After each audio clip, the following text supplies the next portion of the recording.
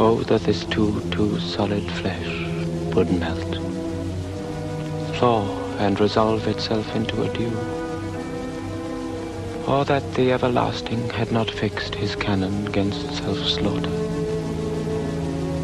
Oh God, God, how weary, stale, flat, and unprofitable seem to me all the uses of this world. Fie on't, ah fie. 'Tis an unweeded garden that grows to seed. Things rank and gross in nature possess it merely. That it should come to this, but 2 months dead. Nay, not so much, not 2. So excellent a king that was to this Hyperion to a satyr. So loving to my mother that he might not suffer the winds of heaven visit her face too roughly. Heaven and earth must I remember? Why she would hang on him as if increase of appetite had grown by what it fed on, and yet within a month. Let me not think on it. Frailty, thy name is woman. A little month, or ere those shoes were old with which she followed my poor father's body, like Niobe, all tears. Why she, even she, O God, a beast that once discourse of reason would have mourned longer.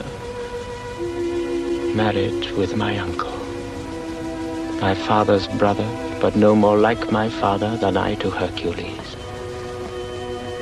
Within a month, she married.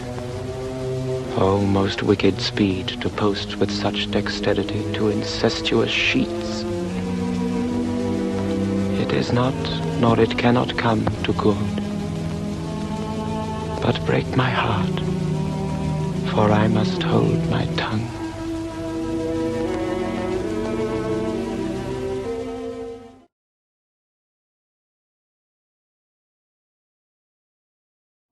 To be, or not to be, that is the question.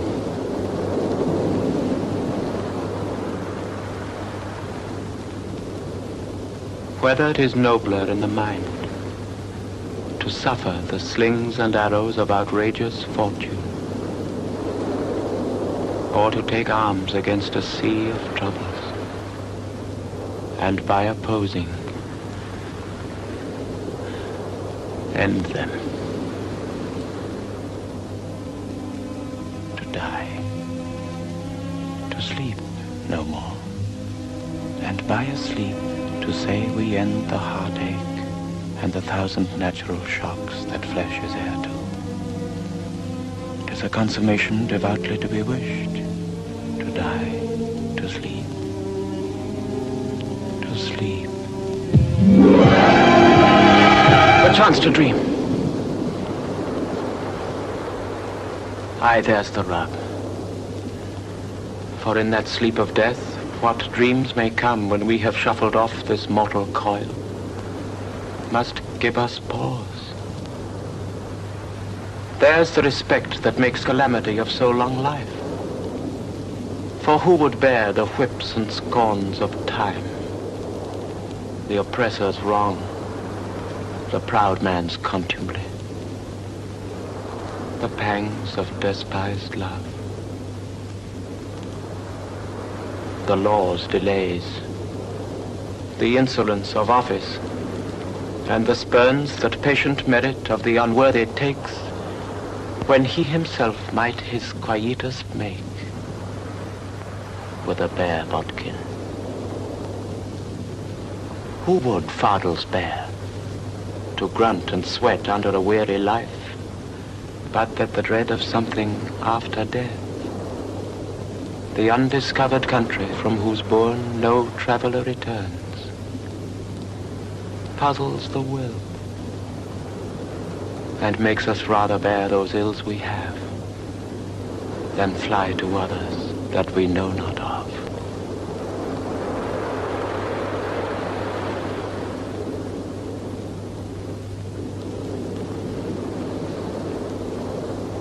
Thus conscience doth make cowards of us all. And thus the native hue of resolution is sicklied o'er with the pale cast of thought.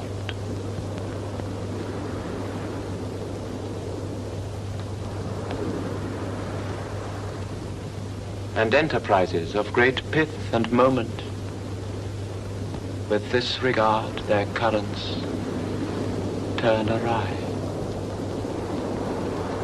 and lose the name of action.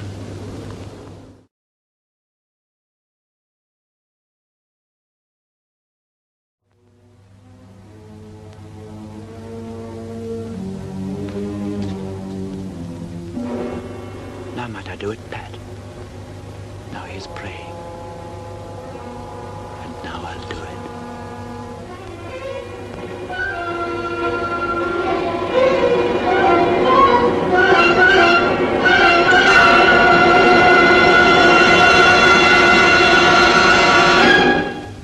And so he goes to heaven. And so am I revenged. That would be thought on. A villain kills my father, and for that I, his sole son, do this same villain send to heaven. Oh, this is hire and salary, and not revenge. He took my father, all his crimes full-blown, as flush as May. And how his audit stands, who knows, save heaven? But in our circumstance and course of thought, 'tis heavy with him. And am I then revenged to take him in the purging of his soul when he is fit and seasoned for his passage? No. Upsold, and know thou a more dark intent when he is drunk, asleep, or in his rage, or in the incestuous pleasure of his bed, at gaming, swearing, or about some act that has no relish of salvation in it. Then trip him, that his heels may kick at heaven, and that his soul may be as damned and black as hell where to it goes. Stays. This physic but prolongs thy sickly days.